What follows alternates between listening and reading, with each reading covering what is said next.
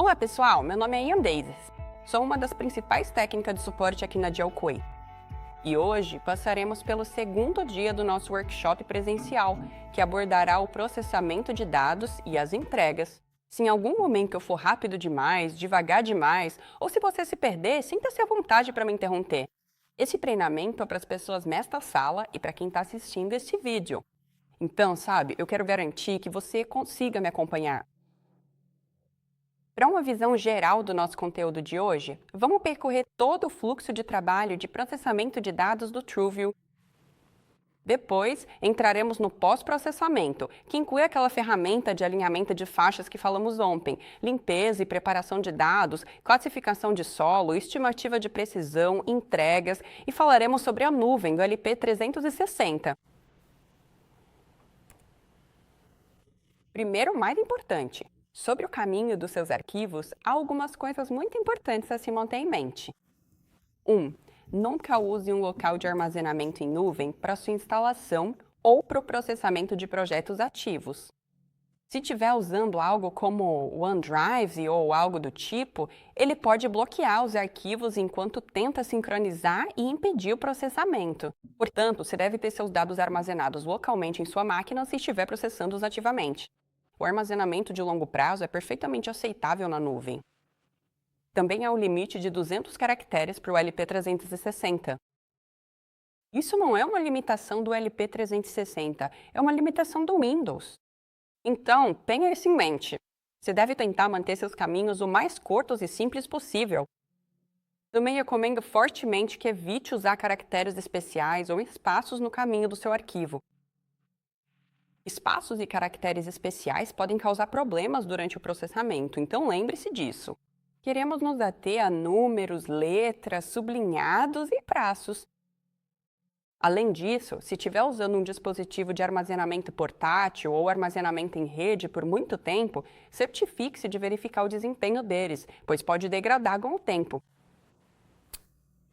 Discos rígidos mecânicos têm um desempenho ruim durante o processamento de dados, mas são perfeitamente aceitáveis para armazenamento de longo prazo. Apenas lembre-se disso. Recomendamos fortemente que você adquira um SSD rápido para um processamento de dados otimizado, caso ainda não tenha um. Agora, para uma visão geral do nosso fluxo de trabalho, temos este gráfico legal aqui que nos leva desde a coleta de dados até as nossas entregas de produtos. Então, claro, ontem falamos sobre a verificação de campo dos nossos dados e depois entramos nas etapas de pós-processamento do TrueView. Foi onde criamos as linhas de voo, geramos nossa nuvem de pontos, fizemos nossa trajetória, realizamos o alinhamento de faixas para refinar essa nuvem de pontos e então fizemos nossa estimativa de precisão. Agora, a limpeza e preparação e a classificação de solo para estimativa de precisão podem ser meio que intercambiáveis. Você não precisa seguir esse formato rígido para essas 3 etapas. Elas dependem das suas necessidades específicas e do seu terreno particular. Agora, por exemplo, se você tiver objetos verticais, perto dos seus alvos, como grama, um veículo, talvez pessoas paradas ao lado, algo assim que possa ser coletado. Na sua nuvem de pontos, você deve fazer a classificação do solo primeiro antes de passar para a estimativa de precisão. Se objetos como esses não forem detectados ao redor dos seus alvos, você pode fazer a estimativa de precisão antes de passar para a classificação do solo. Então, se precisar realizar um ajuste de viés ou algo assim, você pode fazer isso antes de realizar essa classificação. Depois de verificar que sua nuvem de pontos está classificada como você quer, que está precisa conforme seus padrões específicos, você pode passar para a geração do produto, que pode ser o próprio arquivo LAS, pode ser um Land XML, um DEM, curvas de nível e muito, muito mais. Sim. Por onde começamos? Ontem também falamos sobre o nosso arquivo de ciclo. Ontem passamos pela criação de um local de arquivamento. Por fins de repetição, farei isso de novo hoje, mas fiquem à vontade para pular essa etapa se quiserem. Mas isso serve como um backup de dados funcional, porque não só vai utilizar o Robocop, que faz uma verificação de integridade dos seus dados antes e depois da transferência, mas também vai compactar esse arquivo para que ocupe menos espaço de armazenamento e ajude a evitar qualquer corrupção posterior. Para o nosso assistente de importação, ontem vimos onde poderíamos incluir arquivos auxiliares, que são totalmente opcionais. Eles não impactam nossos dados. Vimos como podemos incluir essas estações base. Conferimos o sistema de coordenadas do nosso projeto, também conhecido como SRS ou CRS, e você tem a capacidade de importar vários voos ao mesmo tempo. Novamente, cobriremos todo esse mesmo material hoje, como fizemos ontem, para fins de repetição e para garantir que todos os nossos dados sejam armazenados juntos. Como discutimos ontem, existem 3 parâmetros para criar suas linhas de voo. Eles serão o seu comprimento mínimo, o seu raio de curva e o seu desvio máximo. Agora, o comprimento mínimo será o menor comprimento desejado da sua linha de voo mais curta. Isso pode ser medido no LP350 antes de executar essa ferramenta. O raio de curva irá, na verdade, cortar as curvas detectadas. Você pode aumentar para compensar quaisquer curvas largas que possa observar durante o voo. E o seu desvio máximo significa que se a sua linha de voo se desviar para cima, baixo, esquerda ou direita, pelo número de unidades especificado, você verá que ela é dividida em várias linhas de voo. Isso é observado com mais frequência quando você está seguindo o terreno ou algo assim, então provavelmente vai querer aumentar esse número para esses tipos de missões. Na segunda página deste diálogo, temos o chamado modo de edição. O modo de edição ativa automaticamente a sua ferramenta de seleção e salvará todas as edições que você fizer, enquanto este diálogo estiver aberto. Agora, para excluir as linhas, como vimos ontem, basta selecioná-las e usar as teclas do teclado, Delete e Enter, para removê-las rapidamente. Então, você também pode ativar os pontos de trajetória associados a essas linhas de voo e criá-los manualmente como preferir. Nosso próximo passo, usamos o processamento Things for Open. Isso agrupa tanto o processamento de trajetória quanto geocodificação em um único diálogo e permite definir configurações para vários ciclos de uma vez e enviar todos de uma vez. Você precisa da licença ilimitada para poder fazer o processamento de múltiplos ciclos nesta função, então tenha isso em mente. Mas se você tiver apenas um voo, também é muito bem-vindo a usar essas ferramentas separadas. Todas funcionarão da mesma forma. Você só terá que fazer uma de cada vez e usar as ferramentas separadas. Para falar um pouco sobre o nosso processamento de trajetória, existem algumas diferenças para algumas das cargas úteis. Assim, elas podem utilizar o processador ePlanix, o CHCN nave ou outra nave, dependendo do seu tipo de carga útil. E temos referências para todos os guias de revisão de relatórios de trajetória que disponibilizamos online. Agora, para suas cargas úteis, você tem a opção de rodar localmente ou pela nuvem, dependendo da configuração do seu hardware. Certo, sempre que você adquire uma unidade TrueView, essa informação é fornecida no momento da compra e por e-mail. Além disso, temos alguns serviços pagos que podem funcionar como alternativa ou backup para o seu processamento de base única. Se, por exemplo, sua base única for corrompida, ou se talvez ela não tenha gravado durante todo o tempo, algo assim. Você pode usar o SmartBase ou o PPR-PX. Novamente, estes são serviços pagos. Eles exigem pontos LP360 que podem ser comprados pelo portal a qualquer momento. O SmartBase funciona a partir da rede CORS, então tenha isso em mente. Se tiver em uma área rural sem uma rede CORS próxima, talvez queira usar o PPR-TX em vez do SmartBase para garantir a cobertura. Agora, para o processamento de base única, é fundamental que o referencial usado para coletar a sua estação base seja o mesmo usado no projeto e que ele corresponda às unidades. Se isso não for cumprido, você pode notar que seus dados aparecem em um local diferente, ou que a altura está errada, coisas assim. Portanto, certifique-se de verificar isso. Novamente, temos esses links aqui para os diferentes tipos de relatórios que podem ser revisados. E hoje nós vamos analisar o relatório da Planix. No geocodificamento, há alguns parâmetros aqui que discutimos ontem. Então, primeiro temos o ângulo de corte. Geralmente recomendamos cerca de 40 graus para a maioria das unidades TrueView, Contudo, há exceções dependendo do scanner, como o 540. Devido à câmera única, ela só colore cerca de 70 graus abaixo do nadir. Então, normalmente, recomendaríamos usar uns 35 graus aqui. Embora possa aumentar para compensar ângulos de incidência ruins, ele acabará não colorindo esses pontos, e você notará que estão brancos ou algo assim. Então lembre-se disso. E verifique o campo de visão da câmera e do LiDAR na sua carga, para entender o quanto pode aumentar. Este ano, o alcance de corte é uma medida radial de qualquer local do sensor a qualquer momento que ajuda a evitar que ruídos sejam geocodificados. Por exemplo, durante o voo, se passar por uma nuvem de insetos ou talvez um pássaro que chegue a poucos metros do seu drone, você pode especificar a distância mínima que um ponto deve estar do drone, neste caso parece ser 3 metros. Ele não geocodificará nada que esteja a menos de 3 metros do drone em qualquer momento do voo. O mesmo vale para a distância máxima. Se notar pontos muito abaixo da superfície, você pode adicionar um alcance máximo ali. Pontos detectados a mais de, neste caso, 75 metros do drone não serão geocodificados. O True Track ajuda a compensar problemas de inclinação e rotação, problemas dinâmicos que ocorrem no voo. Por isso, recomendamos fortemente que sempre deixe essa opção ativada. Além disso, você tem a opção de colorir. Se quiser que o processamento seja um pouco mais rápido, você pode desativar isso. Existe uma ferramenta inteira separada para colorização, o mesmo para as tags EXIF, embora recomendemos que sempre deixe isso ligado. Se, por exemplo, as fotos não forem importantes, você pode desativar e agilizar a geocodificação.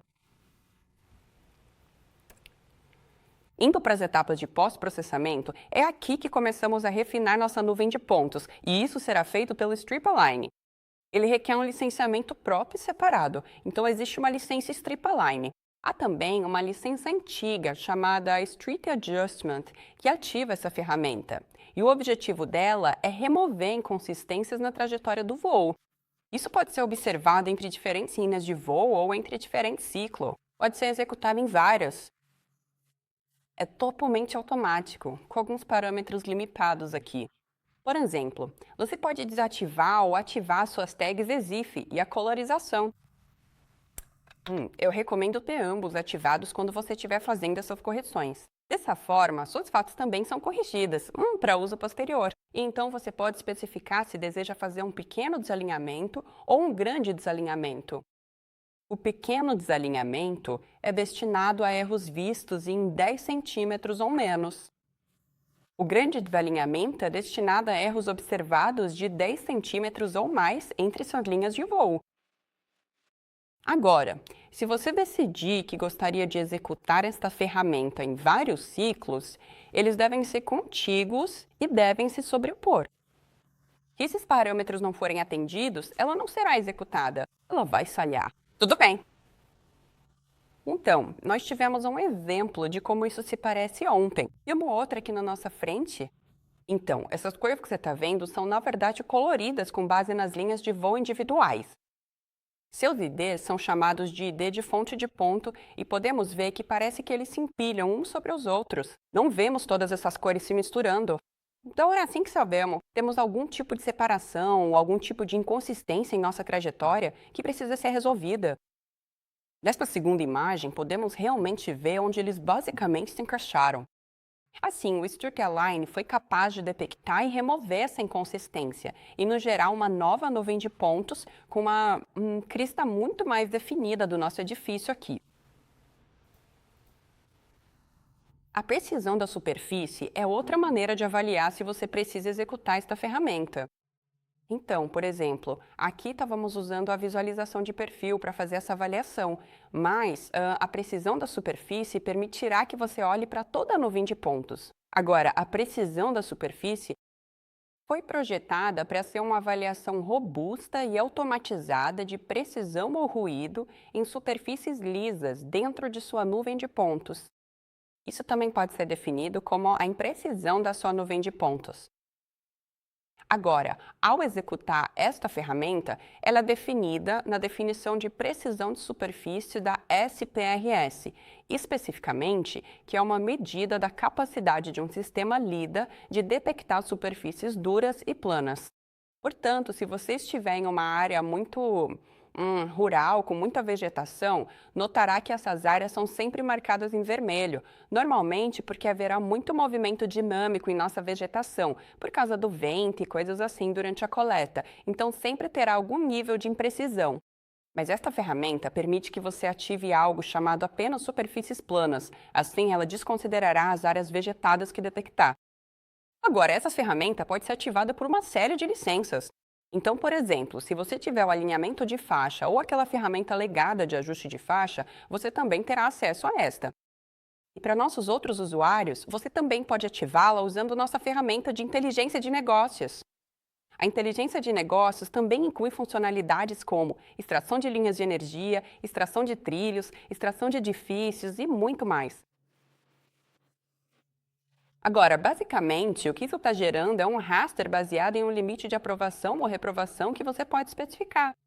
Temos vários padrões disponíveis, mas também é uma opção personalizada, e veremos isso um pouco mais tarde hoje. Além de avaliar se você precisa executar o alinhamento de faixas ou não, você também pode usar a mesma ferramenta para avaliar a continuidade da superfície do solo, depois de ter realizado a classificação. Assim, ela pode ajudá-lo a identificar quaisquer áreas onde ruído baixo ou algo assim possa ter sido incluído na superfície do solo. Então, temos algumas configurações aqui. Não vou me aprofundar nelas, mas vou falar sobre os resultados que estamos vendo. Porque lembrem-se, vocês receberão uma cópia deste PowerPoint ao final do nosso workshop. Então, vocês sempre podem voltar e usar essas configurações se quiserem. Agora, o que estamos vendo aqui é antes do alinhamento de faixa ser executado e depois.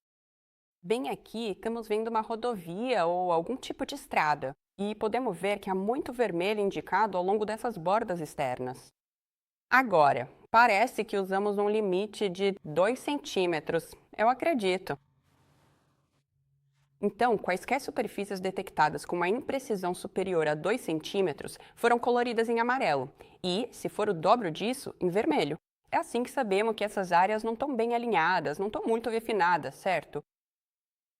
Na nossa segunda imagem aqui, isto é, após o alinhamento de faixas ter sido executado, você pode ver que ele realmente limpou essas áreas. Agora todas estão dentro daquele limite que definimos, que era de 2 centímetros. Então era isso que queríamos ver. Teremos uma nuvem de pontos muito mais refinada e precisa. Mas outra coisa a se considerar está aqui em cima. Se você olhar no canto superior esquerdo desta imagem, temos vermelho em ambas. Isso provavelmente é algum tipo de área com vegetação. E, novamente, isso quase sempre parecerá impreciso para o nosso algoritmo, porque há movimento dinâmico onde há vegetação. Ok, também temos um link aqui embaixo no rodapé que você pode revisar a qualquer momento para modificar essas configurações conforme suas necessidades, caso não queira usar as listadas aqui em avaliações futuras. Agora, limpar e preparar nossa nuvem de pontos inclui remover ruídos e outros objetos da nossa nuvem de pontos, e isso é feito através do que chamamos de tarefa de nuvem de pontos. Agora, uma tarefa de nuvem de pontos originalmente costumava ser ativada no índice localizado na parte inferior. Agora ela foi movida para uma faixa de opções muito amigável para execução, que é o que vocês estão vendo aqui embaixo. Abrir o gerenciador de PCT permite que você veja não apenas os padrões que já estão disponíveis, mas permite adicionar, remover, importar, exportar e renomear ferramentas que você já tenha. Agora, existem 2 tipos distintos de promessa. Haverá o seu filtro, que irá classificar ou alterar a classificação dos seus pontos. Então, é isso que usaremos hoje mais tarde para a nossa classificação de solo, mas pode ser usado para outros. E também temos as PCPs do tipo extrator. Novamente, PCT é apenas a abreviação para uma tarefa de nuvem de pontos. Agora, os tipos de extratores podem incluir nossa extração de linhas de energia, trilhos e prédios, além de muitos outros. Tem um artigo aqui que detalha todos os diferentes tipos de tarefas que estão disponíveis para vocês. E também vamos falar sobre várias que usamos em nosso treinamento e que são mais comuns para cargas úteis de VNTs. Então, a primeira aqui será a nossa PCP de suavização. Certo, a suavização é uma forma de reduzir o ruído ou a imprecisão da sua nuvem de pontos. Certo, então isso é destinado a conjuntos de dados que são muito densos e com muito ruído. Então, o que ela faz é não remover nenhum dos pontos da sua nuvem de pontos. Na verdade, ela identifica a média dos próprios dados e comprime esses pontos em torno dessa média. Assim, estatisticamente, seus dados permanecem no mesmo local. Agora, isso também funciona para preservar características acima do solo e faz um trabalho fantástico para sua superfície terrestre. No entanto, se você estiver em algum lugar com grama densa, algum lugar com vegetação densa, isso pode ter um impacto na sua superfície terrestre, porque existe esse conceito chamado zona morta. Uma zona morta significa que quando a grama é tão espessa, tão densa, quando o laser atinge o topo da grama e penetra até o solo, o algoritmo não consegue distinguir a diferença entre os dois, então pode acabar comprimindo-os e deslocando o seu solo. Na maioria das vezes, serão deslocamentos bem pequenos, mas isso é algo para se ter em mente se você estiver em áreas muito rurais ou trabalhando em campos agrícolas. A próxima PCT de que vamos falar é a chamada filtro de ruído baixo/isolado. Isso ajuda a identificar quaisquer pontos que caiam grosseiramente acima ou abaixo da nossa superfície. Então, pode ser causado por pássaros, insetos, reflexo em corpos d'água, reflexo em um telhado de zinco. Todos esses outros objetos podem fazer com que essas anomalias apareçam em nosso conjunto de dados que gostaríamos de remover. Então, este é o nosso primeiro passo para isso, mas se você quiser uma ferramenta mais robusta, use o classificador de valores discrepantes. Esta é, na verdade, uma ferramenta encontrada na faixa de classificação e ajuda a identificar e remover a presença de valores discrepantes da sua nuvem de pontos. Então, é muito útil para a extração de características e com esse conceito que chamamos de buracos para o inferno. Isso vai ser um ponto que cai bem abaixo da sua superfície que pode não ter sido identificado por um de nossos classificadores. E quando você for fazer a classificação do terreno, ele cria tipo esse formato de cone na superfície do solo. Então parece que ele simplesmente cai no esquecimento. Isso ajuda a remover isso antes de chegar à etapa de classificação do terreno. Agora, temos algumas configurações recomendadas aqui. Novamente, não vou me aprofundar nelas durante a nossa apresentação de hoje. Eu posso, entrar em mais detalhes durante o próprio exercício, mas você sempre pode voltar e revisar isso a qualquer momento. Passando para a nossa classificação de terreno, uma vez que o ruído foi removido, há algo que você precisa entender sobre seus dados, lidar, para saber como nossa classificação de terreno é possível, e esse é o conceito de retornos lidar. Estes são essencialmente ecos do seu laser. Conforme ele é disparado do seu sensor, ele atingirá vários objetos ao longo do seu caminho, até atingir uma superfície plana que não consiga penetrar. Portanto, ele não está penetrando através dos nossos galhos aqui. Você pode imaginar isso como uma lanterna. Ele não atinge o primeiro objeto e para. Ele continuará brilhando até atingir algo que não consiga atravessar. Então, isso normalmente será o seu chão, ou um telhado, ou algo assim. Assim, podemos pegar essa informação e restringir nossa classificação de terreno aos últimos retornos ou retornos únicos, para que possamos identificar apenas objetos que foram atingidos e não puderam ser atravessados. Agora, isso é usado em nosso primeiro PCT aqui. Então, esses são os padrões de que estamos falando hoje.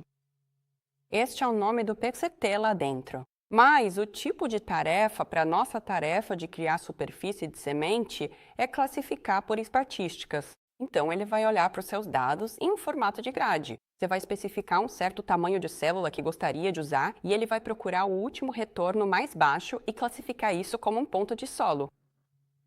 Isso ajuda você a começar nesse processo de classificação. Mas se você tiver qualquer ruído, isso pode ser detectado muito facilmente nessa etapa. E também é importante levar em consideração o tamanho do seu edifício.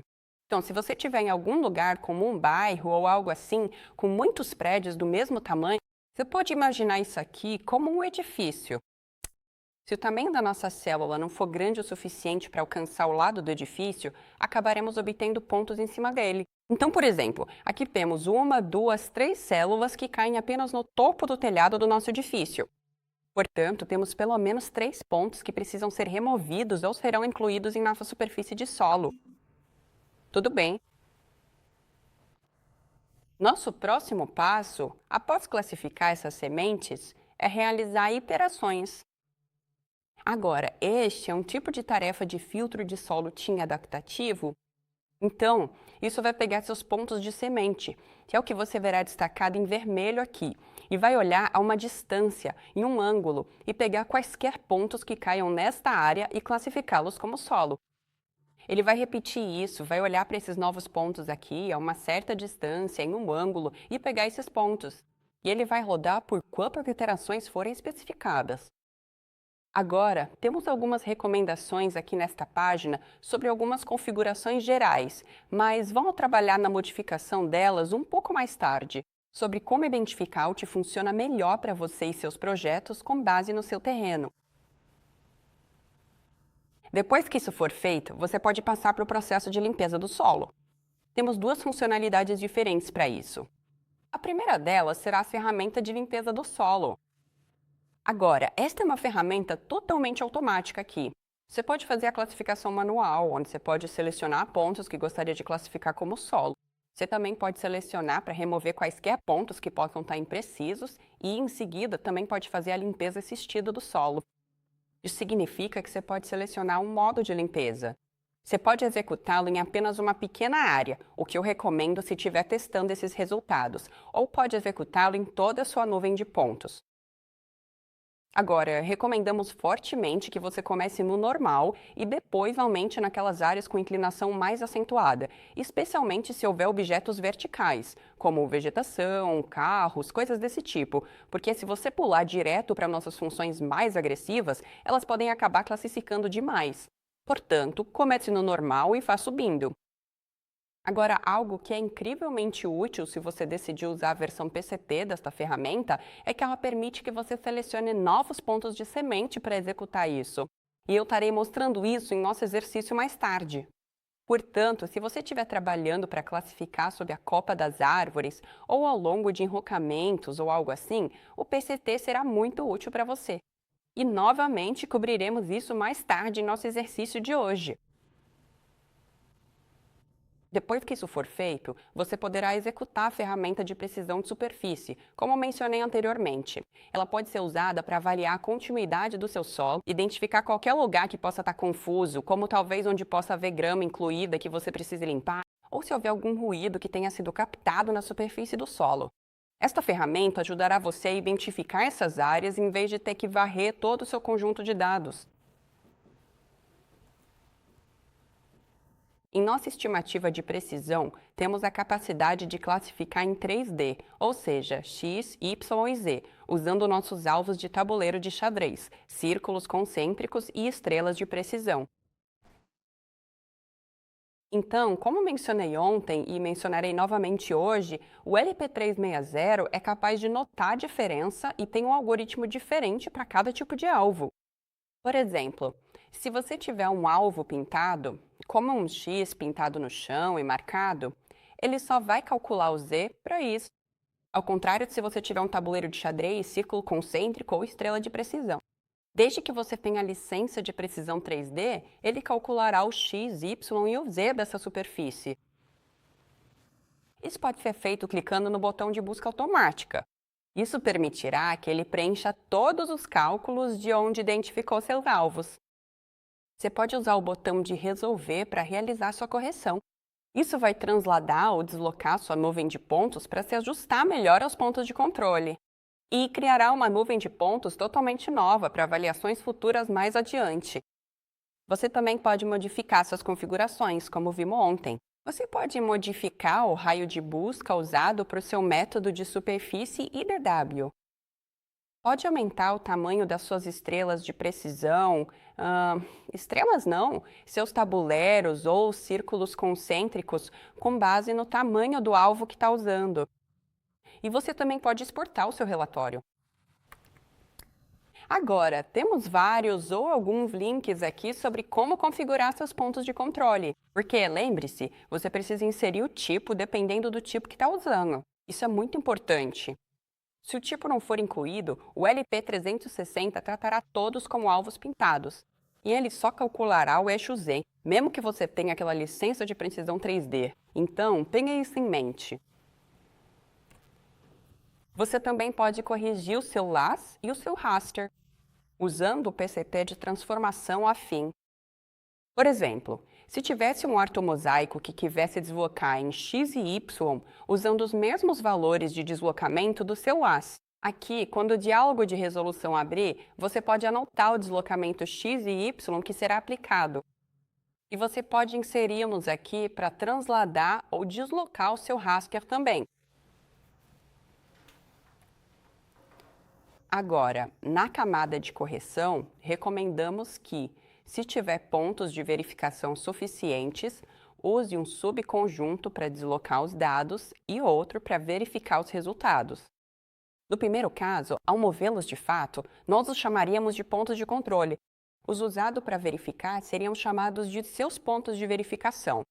Agora, você normalmente vai querer no mínimo 12 pontos para conseguir fazer isso. Se tiver menos de 12 pontos de verificação, você vai querer rodar todos eles nas duas vezes, para verificar se esses resultados foram deslocados e tão preciso como você deseja. Isso nos leva aos nossos produtos de entrega. Como mencionei antes, há muita coisa diferente que pode ser exportada do LP360. Isso inclui contornos, MDS, talvez um conjunto de dados de solo reduzido para um arquivo LAS menor, se precisar, um orto, o relatório de controle e muito mais. Um dos mais comuns será o nosso MDE, também conhecido como modelo digital de elevação. Usando o filtro de pontos de entrada, você pode especificar exatamente quais pontos deseja exportar e usar para este MDE. Então, por exemplo, se estiver usando um conjunto de dados de solo classificado, pode usar o solo como única entrada. Se tivesse prédios, também poderia incluí-los ali, e muito mais. Agora, ao mudar o seu método de superfície aqui, há algumas opções diferentes. Você verá que os atributos que podem ser selecionados vão mudar. Então, se estiver buscando informações sobre os diferentes executáveis dentro do nosso assistente de exportação, pode ir à nossa base de conhecimento do LP360 e poderá encontrar todas as opções disponíveis. Mas estas são as mais comuns para os nossos MBE. Você também tem a capacidade de forçar linhas de quebra. Para quem trabalha com traçados, coisas desse tipo, pode forçá-los em seus MDS e curvas de nível ao exportar pelo assistente de exportação. Agora, temos duas ferramentas de ortofoto diferentes das quais vou falar aqui. A primeira é a ferramenta de mapeamento orto da Agisoft. Agora, esta ferramenta funciona como uma versão sem interface do software Agisoft Metashape. Então, isso é basicamente um plugin para o LP360 que rodará em segundo plano. Você tem a opção de rodar pela nuvem ou localmente, mas exige licenciamento separado, já que é um plugin de outro software. Para o licenciamento no LP360, para usar essa ferramenta, você precisa da licença do tipo Foto com Agisoft ou Fotogrametria com Agisoft. Se você quiser rodar localmente, também precisará de uma chave do Metashape. Se estiver rodando pela nuvem, não precisa dessa chave para ativar essa função. Isso será feito através da própria nuvem. Se rodar pela nuvem, também requer pontos em vez de ter aquela chave do Metashape. Então, depende das suas necessidades específicas. Esta ferramenta ajuda a melhorar a eficiência e a precisão da sua ortofoto usando um MDE derivado do seu LiDAR. Agora, se você não fornecer um MDE, eles geraram para você. Mas o que recomendamos é que você faça a classificação do solo e dos telhados dos prédios e use isso para gerar seu próprio NDE de entrada. Assim, ele não tenta montar as fotos sobre árvores ou algo assim, o que pode causar um efeito de redemoinho. Se você conseguir fornecer um NDE bem limpo, terá resultados muito melhores assim. Agora, alguns usuários de CAD podem ter problemas com o que chamamos de formato Big TIFF, se estiverem trabalhando com um conjunto de dados muito grande, mas temos um fluxo de trabalho para melhorar isso e levar para o seu software CAD depois. Tenha em mente que a fotogrametria é uma tarefa computacionalmente intensa. Não rode isso em ultrabooks ou tablets, ou sua máquina vai travar. Certo, você vai querer um computador robusto para o processamento. Agora, a segunda opção para o mapeamento óptico, na verdade, você pode pausar a gravação rapidinho, porque eu vou habilitar isso aqui para poder falar sobre... Porque parece que isso estava desativado. Ok. Então, nossa segunda opção para mapeamento orto será a ferramenta de mapeamento orto comum. Isso está incluso na licença de foto, no Cloud Foto 3000 e em uma versão antiga chamada de Foto Completa. Ok, isso vai habilitar essa ferramenta. Agora, esta produz um orto rápido ou um mapa RGB, como chamamos, porque ela vai usar a colorização dos seus pontos para gerar esse orto. Portanto, não terá uma qualidade tão alta quanto a nossa ferramenta Orto Agsoft. Então, lembre-se disso ao considerar qual orto você gostaria de usar no seu processamento. O próximo item que vamos discutir serão as curvas de nível. Novamente, isso pode ser exportado pelo assistente de exportação, e você ainda tem a opção de forçar linhas de quebra nessa saída, se você desejar. Agora, com nossas curvas de nível, você tem alguns formatos diferentes para gerá-las, tipos de arquivos diferentes. E podem ser arquivos shape, tipos DGN ou DXF. Você também pode especificar o intervalo das curvas se quer suavização e várias outras configurações, incluindo habilitar sua anotação se for do seu interesse. A redução de pontos do solo ajuda muito ao gerar suas curvas de nível ou outros objetos, porque ela vai reduzir seu conjunto de dados classificando a mediana estatística de uma grade sobreposta aos seus dados. Por exemplo, se o tamanho da célula for 5 metros, dentro de cada célula de 5 por 5 metros, ela classificará a mediana estatística, ou seja, um ponto naquela célula, e usaremos isso mais tarde para a execução de uma tarefa diferente ou para exportar seus dados. Agora, esta é outra tarefa do tipo classificação por estatística. E, de novo, é muito útil se você estiver tentando gerenciar o tamanho dos arquivos para compartilhar os dados ou algo assim. Então, isso é totalmente opcional, mas pode ser muito útil para dar aos usuários mais flexibilidade com seu armazenamento. Nós temos a capacidade de gerar um lend XML dentro do LP360. E em nossa versão mais recente, você também pode forçar linhas de quebra neste executável. Agora, oferecemos vários fluxos de trabalho avançados dentro do LP360. Os 3 que listei aqui são apenas os mais comuns, que seriam o exercício de extração de linhas de energia e invasão de vegetação. Temos uma opção de extração de trilhos e um artigo sobre linhas de quebra que fornecerá um fluxo de trabalho geral para gerar suas próprias linhas. Mas há também uma série de 5 partes que vai aprofundar no histórico e contexto das linhas de quebra, como surgiram e como podemos usá-las. Então, se você gosta desse entendimento mais técnico, eu recomendo fortemente essa série de 5 partes. Ela é bem detalhada sobre esse tópico. Agora, passando para alguns dos nossos recursos em nuvem, pois oferecemos vários através da LP360 Cloud. O primeiro que vamos falar é apenas sobre a capacidade de fazer upload e download de dados. Isso requer sua licença de colaborador em nuvem se quiser armazenar dados na nuvem a longo prazo, mas é muito fácil de usar. Ele permite que você carregue conjuntos de dados de um projeto aberto, como você pode ver aqui. É para isso que eu tenho a minha opção. Ou você pode carregar arquivos do seu Windows Explorer.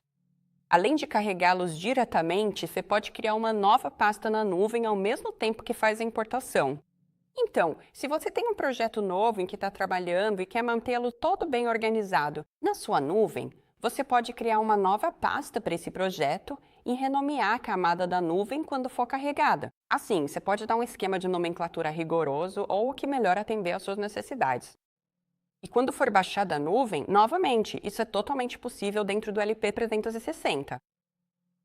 Você pode selecionar essas pastas diferentes, incluindo a pasta de dados de amostra.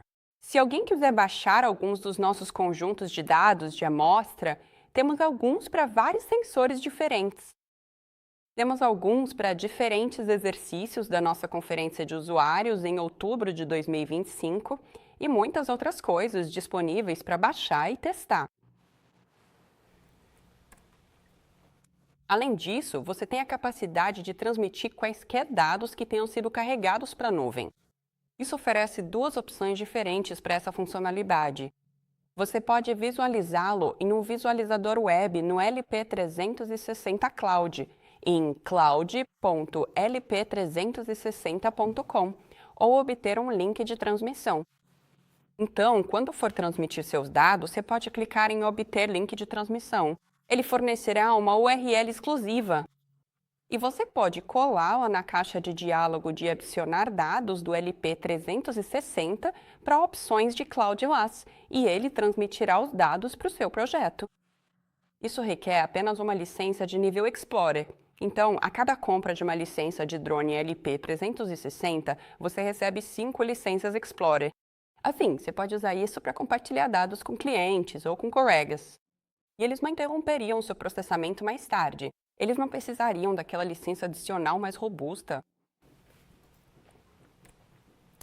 Também oferecemos um classificador de solo por IA, se você não quiser passar por todas as opções de PCP que discutimos antes.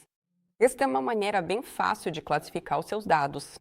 Também permite fazer a classificação de discrepâncias e a suavização ao mesmo tempo, sem precisar rodar essas ferramentas separadas. Então você pode ativá-las e enviar tudo de uma vez só. Agora, isso tem alguns requisitos para funcionar. E eu vou discutir isso na próxima página, mas se quiserem mais informações sobre essa tarefa, temos uma página inteira dedicada a isso, assim como vários tutoriais em vídeo sobre o assunto. Bem, os requisitos para essa tarefa serão: você deve ter o complemento de licença Auto AI Ground Classification.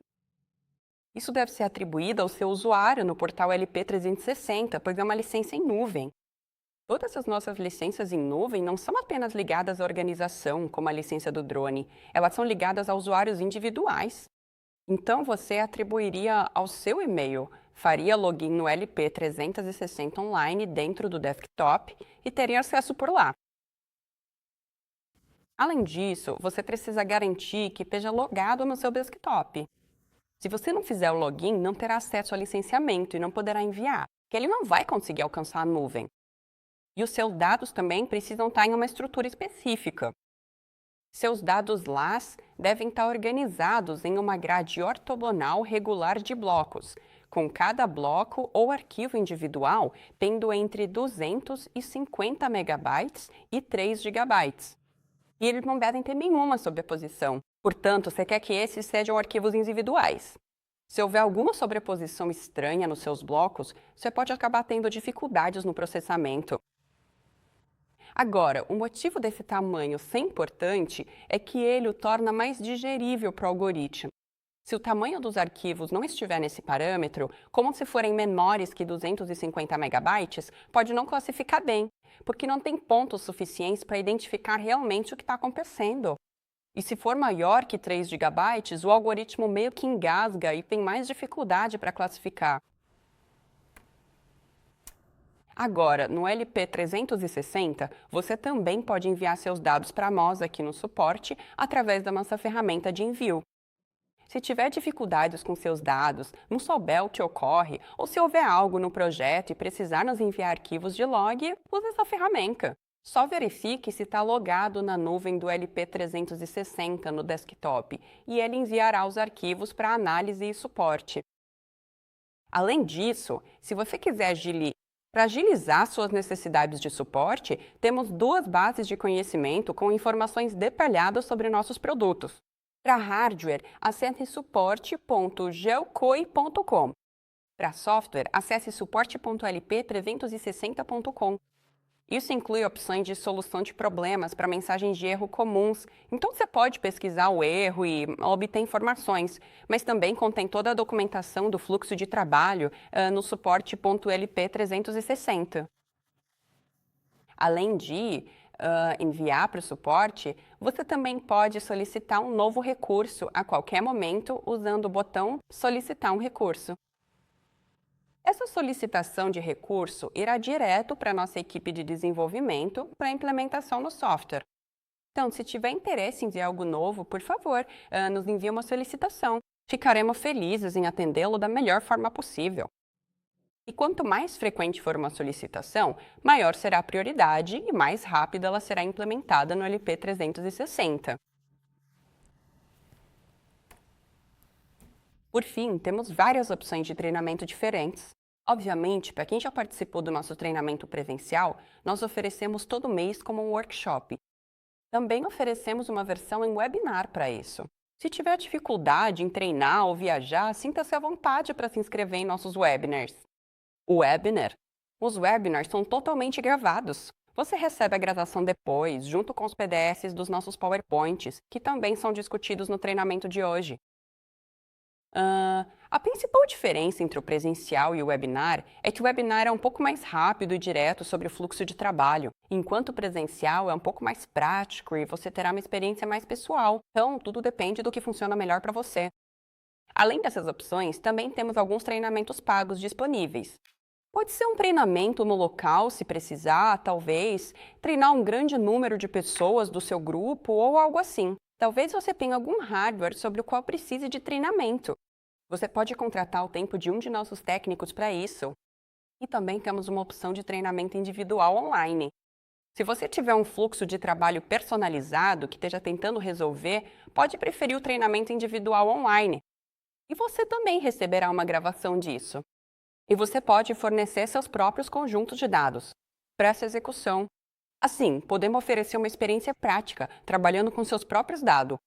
E com isso, concluímos nossa apresentação de PowerPoint por hoje.